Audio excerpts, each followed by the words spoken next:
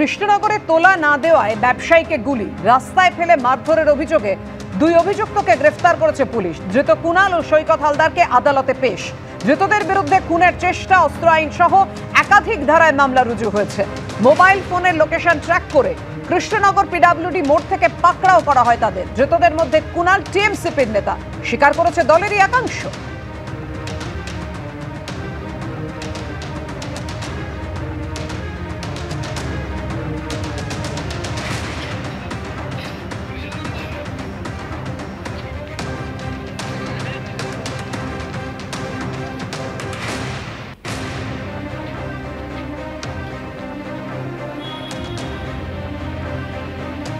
কৃষ্ণনগরে তোলা না দেওয়ায় যেভাবে মাছের এক ব্যবসায়ীকে গুলি করা হয় এবং একের পর এক, একবার দুবার নয়, বারবার লাথি মারা হয় তাকে, প্রাণ ভিক্ষা চাওয়ায় তাকে রেয়াত করা হয়নি, সেই অভিযোগে গ্রেফতার দুই অভিযুক্ত। ধৃত কুনাল ও সৈকত হালদারকে আদালতে পেশ করা হয়েছে। ধৃতদের বিরুদ্ধে খুনের চেষ্টা, অস্ত্র আইন সহ একাধিক ধারায় মামলা রুজু হয়েছে। মোবাইল ফোনের লোকেশন ট্র্যাক করে কৃষ্ণনগর পিডব্লিউডি মোড় থেকে পাকড়াও করে পুলিশ। আর ধৃতদের মধ্যে কুনাল টিএমসিপির নেতা, দলেরই একাংশ সে কথা স্বীকার করেছে।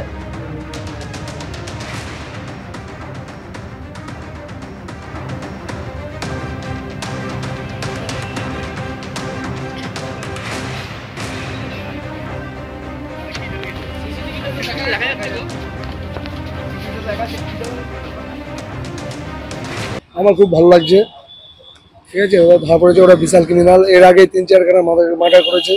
দুদিন আগে জেল থেকে বেরিয়েছে, আপনারা সবাই জানেন। আর ওকে এক নামে সবাই চেনে। আর থানার অপোজিটে যে ছেলেটা লিখক, ওকে কালকে বললাম এক কপি লিখে একটু ভুল হয়েছে, ও ভয়ে বলছে আমি যাবো না, আমার বাড়িতে অ্যাটাক করতে পারে। তার মানে ও কেমন আপনারা জানেন। আর আর আমি আপনাদের কাছে রিপোর্টারদের অনুরোধ করছি, পুলিশদের কাছে, প্রশাসনদের কাছে অনুরোধ করছি যেন সাগর হালদার যে ছেলেটা, ওই ক্রিমিনালকেও ধরা হয়। আর এদিকে আরিয়াদাহ কাণ্ডে অভিযুক্ত জয়ন্ত সিং এর শাগরেদ রাহুল গুপ্তকে আদালতে পেশ করা হলো।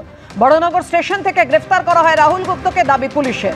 তালতলা স্পোর্টিং ক্লাবের নৃশংস অত্যাচারের ঘটনায় পাকড়াও রাহুল গুপ্ত।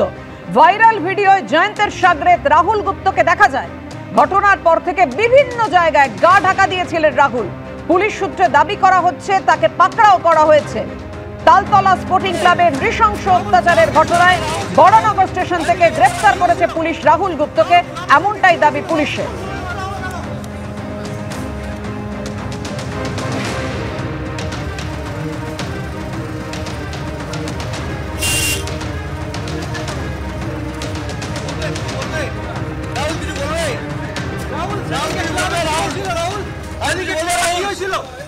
রাহুল ক্লাবের সঙ্গে কি হয়েছিল? নৃশংস ভাবে মারা হলো কেন?